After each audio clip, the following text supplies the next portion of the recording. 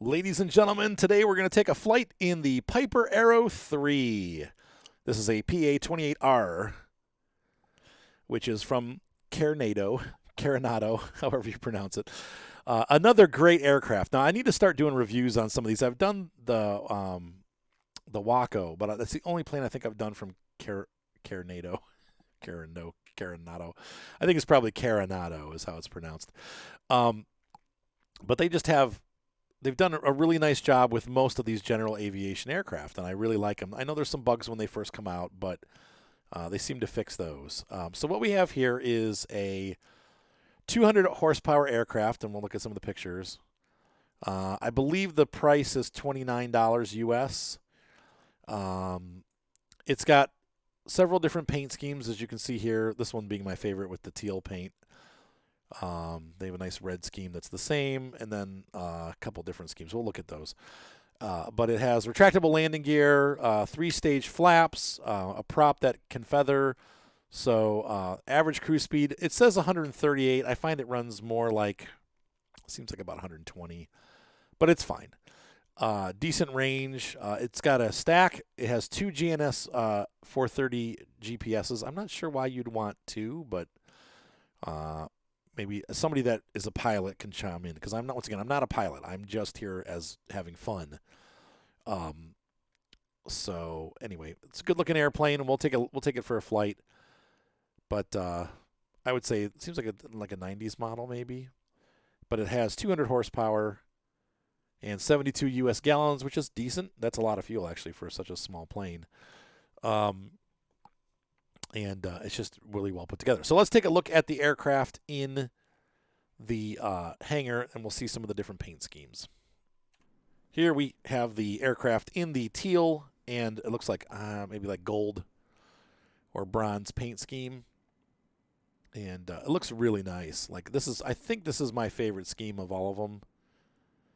Pilot looks really old and grumpy. That'd be like me. Whoa. Sweet. All right, let's see the next scheme.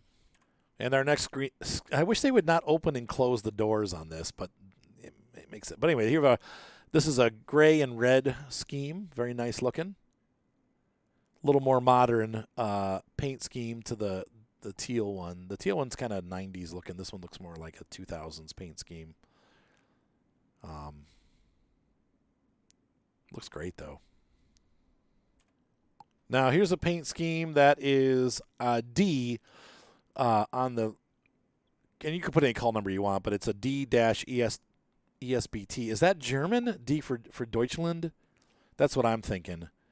But we got an orange and like light gray with a Germany. G, I'm pretty sure that's for England, for Great Britain. Let's go ahead and see that one. And so here we have this green striped, I believe it's a Great Britain call sign or license. And here's the thing. So if it would make sense because, British or English is green. Like when you have an English sports car, like green is the racing color of England. So the green stripe thing would make sense that this would be from the United Kingdom. And then last but not least, we have a red paint scheme. Very nice looking. It's pretty much the same as the teal paint scheme, just with red instead. Pretty much a 90s looking scheme. You can see how small the aircraft is when you see with the pilots in there. I don't think I could fit in one of these in real life. It would be really close and pretty uncomfortable. All right, so we find ourselves at Duluth at Sky Harbor. This is also a DLC or marketplace airport that I purchased. I am buying a lot of the small, like regional and local airports as they come out for the United States, and also probably will be doing so for England. England's actually a great place to fly general aviation because no matter where you fly, it's not that long of a flight. So if you go from the bottom of England to the top, you're looking at maybe an hour and a half in a decent aircraft. So it's you have nice short hops everywhere that you go over the country. So, but also, in the United States, I'm from the United States. I love to see this. This area reminds me pretty much of where I live, actually. I'm about an hour from Lake Erie, I grew up on Lake Erie, and this is, I believe, on Lake Superior. But, you know, the scenery's close. Now, it's a little hillier than what we have, but it's similar. Anyway, here's our Piper Aero 3. Enjoy the outside view while we have it. Great-looking aircraft. Just look at those lines. Beautiful airplane. Sadly, my replay software is no longer working. I bought Flight Control Replay. It worked great for, like, one version of the game, and then they upgraded the game for the France update, and it stopped working. It either crashes itself or crashes the game whenever I try to use it. So, totally sucks, but I'm going to have to see if I can dig in the forums and figure out how to fix that. But it makes it so that we can't do our cool outside views like we did for the bird dog, which sucks. But anyway. All right. Inside the cockpit, it is typical Carenado fare. They seem to use the same, different colors, but the same boards and gauges and switches. And I don't have a problem with that because in real life, they also do the same thing. Most of these aircraft are, you know, pretty generic inside. You can see here we've got the tail number changed to Tulima Golf. In fact, that makes me want to check it. Did it change it outside too? It should have. Yeah, AGC Tulima Golf. I know AGC is not. It should be NGC, but that's, you know, my initials. So anyway, we have a couple things I want to show you. First of all, there is a defroster system in the aircraft. I wouldn't, obviously for icing and stuff, you want to be careful, but temperature control and working defrost hopefully will keep the ice off the aircraft unless you're stupid and fly right through a cloud when it's cold up there. We have a fresh air fan that doesn't work. I'm not sure, once again, you have a static port valve alternate, and a lot of these aircraft have this. I'm not sure what that does. If somebody wants to chime in the comments, what does the static port valve do? Anyway, we're going to put this about there. Give it a little bit of throttle there, just a hair. Cool parking brake. I like the parking brake on this aircraft. Our flaps down on the ground here, and then you get the wheel for your trim. Let's see, select right and select left. Okay, we're good there. And then you can shut the fuel off by going here. But we're going to have it on, obviously, because we're going to take off. All right, so startup procedure. Turn the beacons on so for safety, so we don't kill anybody around here as we start the engine. Where's our beacon recognition light? Nav light, landing light, fuel pump. What? I thought this plane had a beacon. Oh, it does. So that's off, and that's the beacon. These are weird because I've noticed with a lot of the, and I don't know any, once again, I think you'd use the strobe at night and the strobe light during the day, the fin strobe at night, because that's going to be on the tail. It's the red rotating beacon. And then the strobe light's what flashes on the wings. Turn the battery on, fuel pump on, alternator on, and this is going to stay off for now. And let's go ahead and get the engine started. So come over here and turn the key. This one's a pretty simple engine start. And there she goes. And we're started. I like the view. I like the little bump on the hood. It's kind of cool. Okay, so let's go ahead and turn our nav light on. During the day, I don't think we have to have these on, but autopilot staying off. Radio master. So you can see here we have two Garmin GPSs. Once again, I don't know. I'm not taking off. I have the auto pilot for when I'm flying larger aircraft. I turn the auto pilot on, and that guy's annoying me. But whatever. We're going to leave him on. He's just going to talk. Turn the recognition lights on and landing lights off. I don't think it's cold enough for us to worry about the pitot heat. I don't know where. Oh, yeah, we can turn this on. We can get our outside air temperature through the Garmin transponder. So let's go ahead and fire that up, and we'll see. What are we looking at outside? 9 degrees, so it's not terribly cold. I don't think we'll need to put any icing features on. We're not going to be going too high. We're just going to fly around a little bit and then come back down to the airport. We're ready for takeoff. I'm going to go ahead and countermand our dude because we're not taking off yet. Let's see, it looks like we're departing runway straight off. Automated weather. Let's turn the traffic.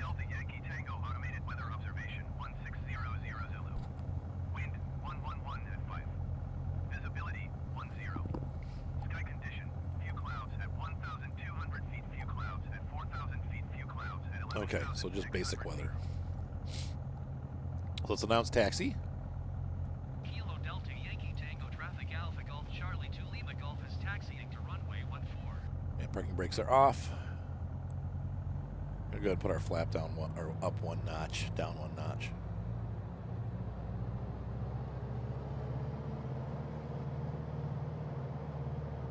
And I don't know where the, I guess we'll just swing around this way. So I really am enjoying this airplane. I got to say, the Mooney Bravo is probably my favorite airplane to go like long distances in. This aircraft seems to be my favorite airplane just to cruise around and like practice takeoff and landing and stuff. I really like this airplane. It's a nice aircraft. It's like a mini Mooney Bravo. Definitely not as fast as the Bravo, but, or should I say the Ovation M20R, because that's the model that we have of the Mooney Bravo as an add-on. But as usual, I'm super impressed with Carenado. It also has, I forgot to show you this, we do have the controls with the, we can turn on different and off different items. We can open up doors, close doors. When we park the aircraft, we can make it look like it's got the, like blankets on the over the cowls, not blankets, but like the covers for the cowls and stuff like that. Wait a minute, is this, which runway is this? This is not the right runway for the wind. We're going to go down the other end. This is 14, so we actually need to pick the other runway. Takeoff, let's see, announce taxi. Clear of runway, select runway for takeoff. 32. Kilo Delta Yankee Tango Traffic Alpha Golf Charlie 2 Lima Golf is taxiing to runway 32. Runway 32. Hang on, texting and driving.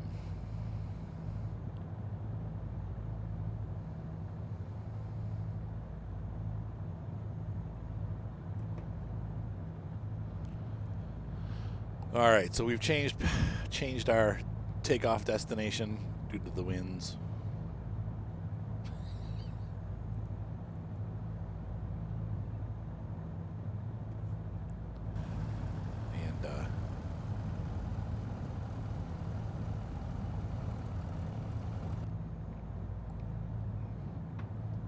And I'm sorry once again that we don't have the exterior view. That really adds to the reviews, and I'm pretty sad that it's not working. So I'm going to see if I can figure out how to get that to go. If I can figure it out, then you'll see exterior views while we're flying, but I don't think we're going to be able to get that. I'll have to redo this flight, so we'll try to make it exactly the same. All right, autopilot, so super simple autopilot.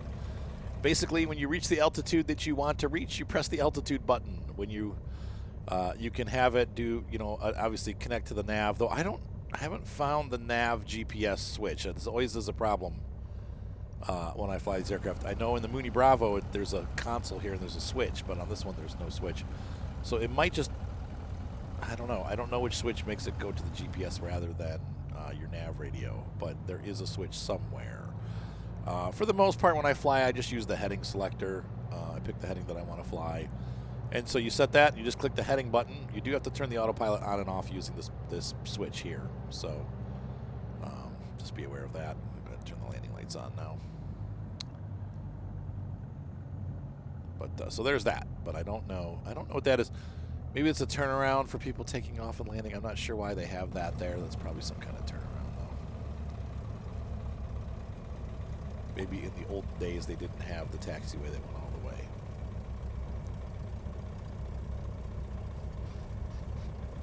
Call it. Is he going to call it? He's not going to call it. Okay. And we're going to depart, staying in pattern. Kilo Delta Yankee Tango Traffic Alpha Golf Charlie 2 Lima Golf taking off runway 32 left touch and go.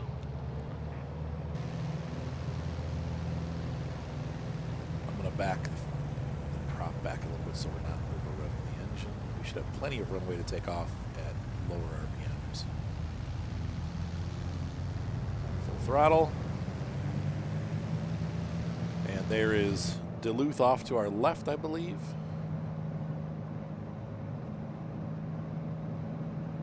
Pulling back a little bit on the aircraft.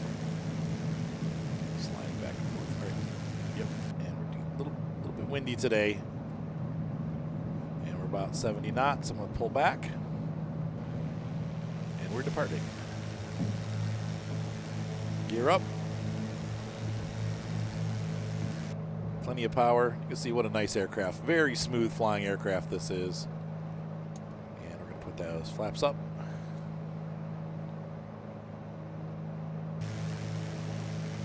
And we are flying.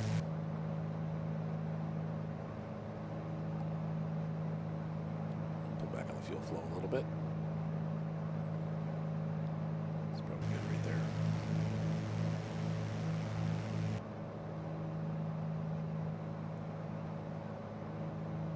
Yep, and the flaps are up and we're all set. Once again, great view. Light aircraft, but good aircraft. Kilo Delta Yankee Tango traffic Alpha Golf Charlie 2 Lima Golf is on final runway tree 2 times and go left traffic. What the Okay, I guess we're doing a touch and go. We'll do one touch and go, and then we'll fly back around.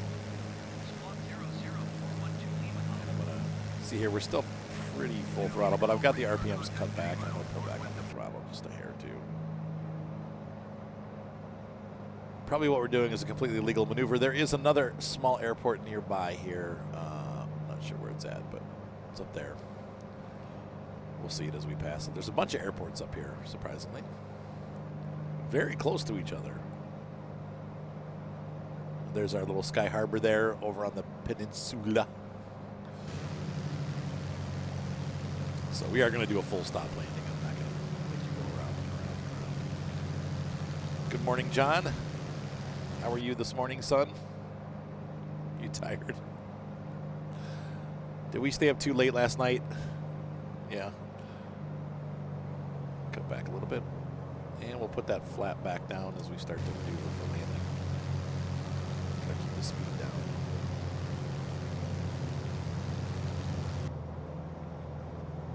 I'd say we're pretty lined up there for the runway. Well, downwind. Call downwind. Kilo Delta Yankee Tango traffic Alpha Golf Charlie 2 Lima Golf is on downwind runway tree 2. So if we set our heading bug to the direction we're heading, we can keep ourselves on this heading. I'll show you the maneuvering with the autopilot. Heading on. Altitude on. We're locked at this altitude. And I'm going to slow the airplane down a little bit more. Good.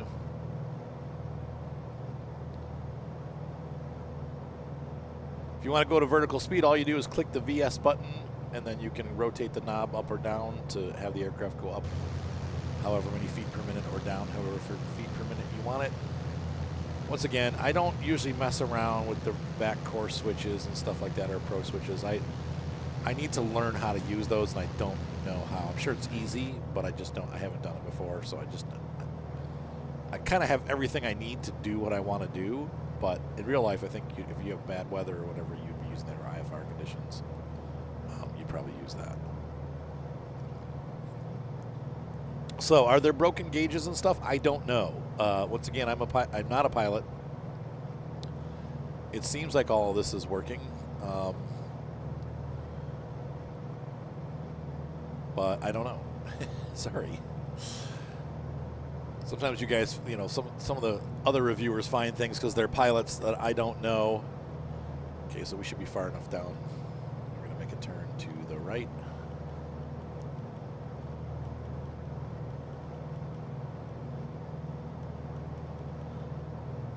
Right about there.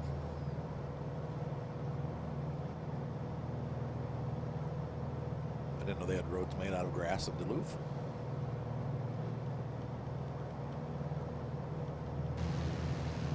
Further.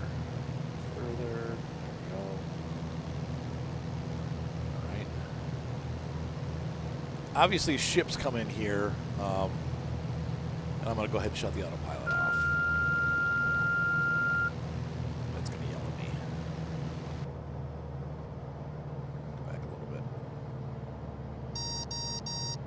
Yeah, I pulled back too much.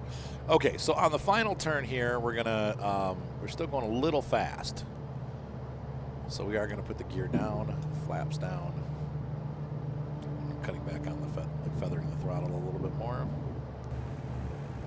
And we're now at second stage flaps. And cut way back now.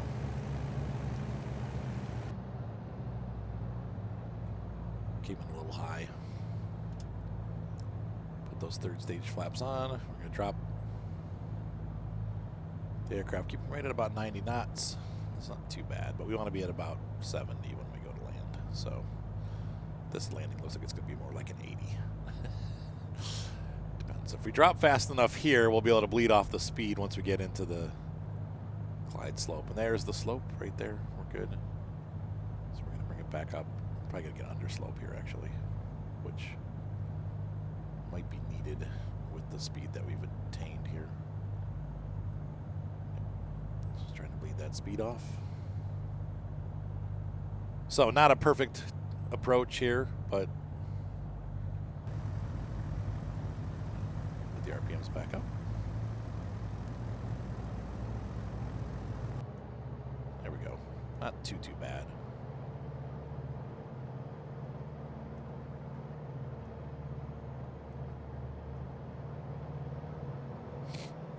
All right. And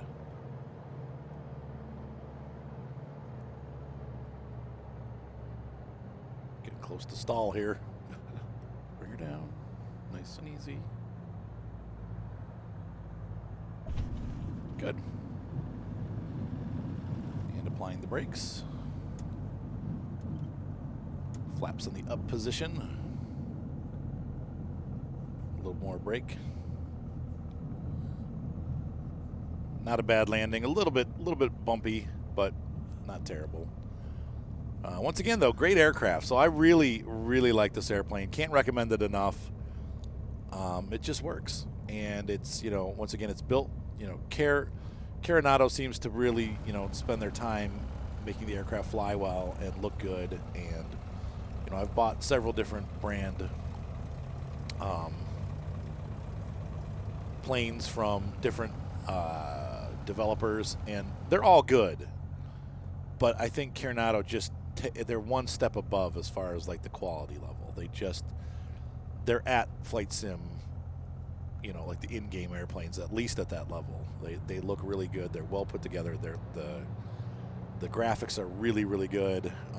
The interior is the way it should look. So all the textures are like A+ textures. They really just do a great job with their airplanes. So no complaints here. This is a great general aviation aircraft. You do see Archers, you know, 1, 2, and 3 all over the place. In general aviation, they're everywhere. So it's a very popular aircraft.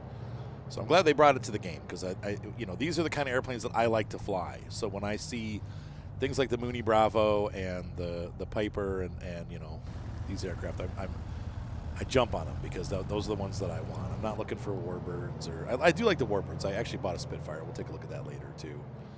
But this is the kind of aircraft that I like flying. So anyway, that is. Hey, we'll put the cowls on and stuff. We'll shut it down. You guys can see what it looks like. It's gonna. As soon as we shut the engine off, it's gonna go to this quit menu.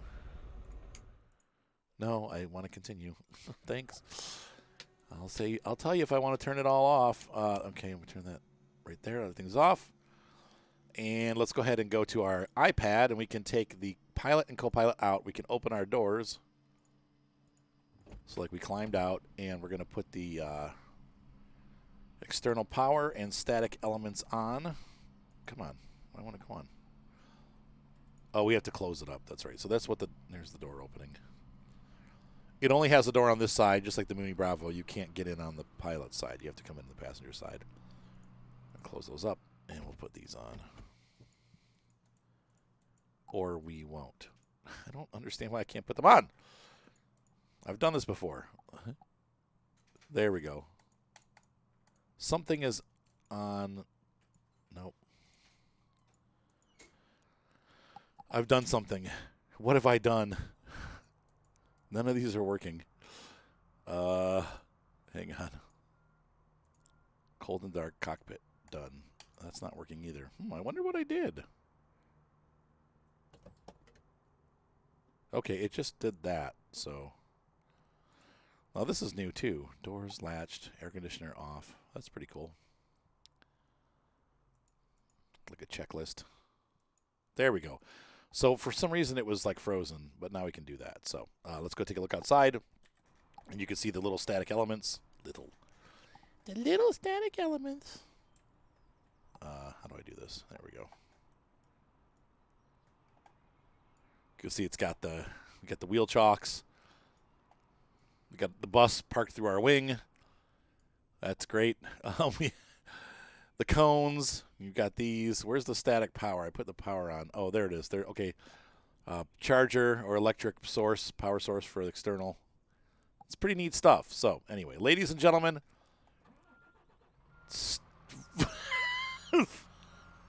welcome to Flight Simulator 2020, where buses drive over aircraft for no apparent reason. Yeah, there we go. What a gorgeous aircraft, though. So hopefully you guys enjoyed this look, first look / review. I definitely recommend this airplane. A+, no questions asked. It is a great aircraft. Just classic general aviation. Have a great day, guys. See you next time. Bye.